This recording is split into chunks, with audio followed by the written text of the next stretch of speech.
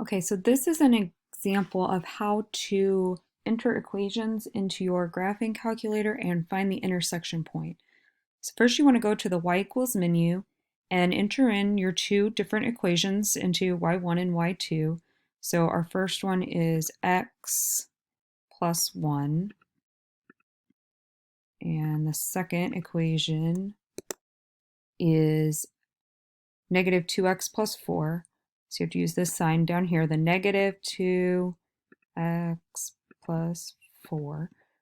And then we can go to graph this. If you hit your graph button, it will graph those two lines for you.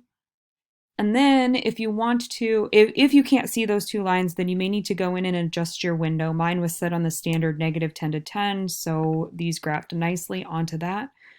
Then if you want to find that intersection point, if you see my instructions down here, it says, sorry, I'm having to go back and forth here. It says to go to second calc number 5, enter, enter, enter.